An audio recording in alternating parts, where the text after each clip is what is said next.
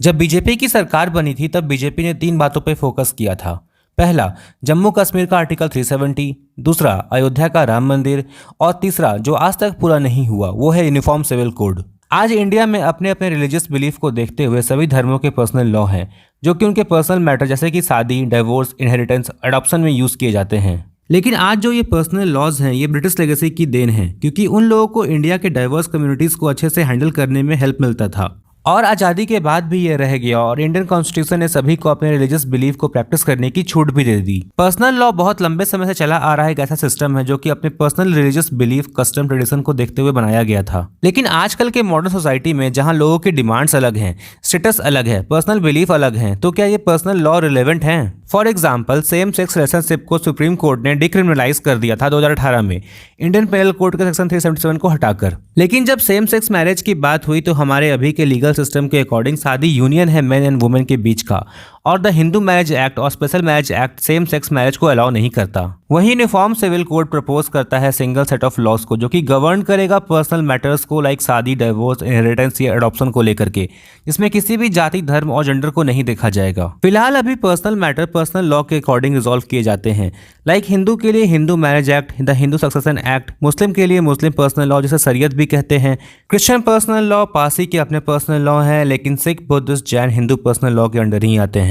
लेकिन अलग अलग कानून होने के फायदे से अधिक नुकसान भी हैं और इंडिया की लीगल सिस्टम की कहानी एंशिएंट पीरियड से चली आ रही है जब लोग मनुस्मृति और यज्ञवल्क्य स्मृति को फॉलो करते थे। जब इस्लाम आया मिडिवल पीरियड में तो वो शरीयत लेके आ गया और मुगल पीरियड में वही फतवा आलमगिरी हो गया। 1765 में ईस्ट इंडिया कंपनी ने सिविल राइट्स ले लिए और 1773 में वॉरेन हेस्टिंग ने जुडिशियल प्लान लेके आ गए और कोर्ट बनने शुरू हो गए। लेकिन क्रिमिनल लॉज में मुस्लिम लॉज का ही यूज होता था, लेकिन बाद में उनकी कुछ कमियों को देखते हुए ये इंग्लिश लॉ में बदलने लगा। 1828 में लॉर्ड विलियम बेंटिक ने राजा राम मोहन रॉय से मिलकर सती प्रथा पर रोक लगा दी।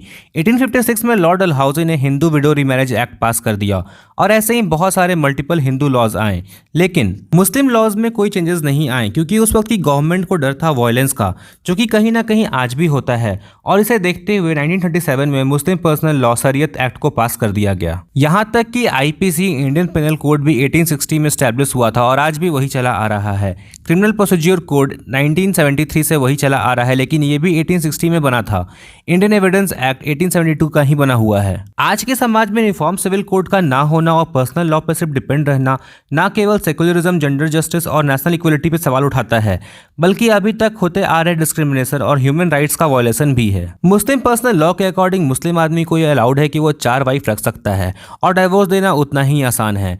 वहीं द हिंदू मैरिज एक्ट 1955 के अकॉर्डिंग पोलीगैमी यानी कि एक से अधिक शादी करना बिल्कुल गैर कानूनी है और इंडियन पेनल कोड के सेक्शन 494 के अकॉर्डिंग इस केस में 7 सालों की सजा भी हो सकती है और सेक्शन 495 के अकॉर्डिंग अगर पहली पत्नी को बिना बताए शादी कर लिया जाए तो सजा 10 साल की हो सकती है।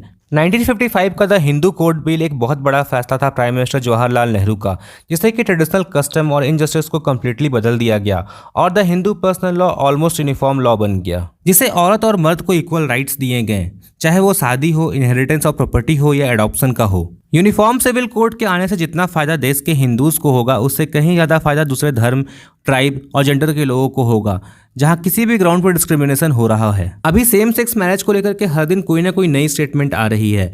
बार काउंसिल ऑफ इंडिया ने सुप्रीम कोर्ट को इस मैटर में इन्वॉल्व ना होने को कहा है, ये कहते हुए कि कोई भी डिसीजन अगर सुप्रीम कोर्ट लेती है इस मामले में तो ये फ्यूचर जनरेशन के लिए हार्मफुल हो सकता है, क्योंकि ये हमारे फंडामेंटल सोशल स्ट्रक्चर पर इम्पैक्ट डालता है। हमारा देश बहुत सारे रिलीजियस और कल्चर बिलीफ का देश है और ऐसे मुद्दों को हमारे देश की पार्लियामेंट पे छोड़ देना चाहिए। लेकिन ये सारी समस्याओं को देखते हुए ये कहना कहीं से भी गलत नहीं कि यूनिफॉर्म सिविल कोड ना केवल सेम सेक्स मैरिज को लीगल करेगा बल्कि सारे धर्मों को इक्वल राइट्स भी देगा। फिलहाल सेम सेक्स मैरिज ना ही किसी पर्सनल लॉ में है और ना ही स्पेशल मैरिज एक्ट में। Uniform civil code same sex marriage को लीगलाइज करने के साथ साथ एलजीबीटीक्यू कम्युनिटी को लीगल प्रोटेक्शन भी देगा, like property rights, inheritance rights, social security benefit.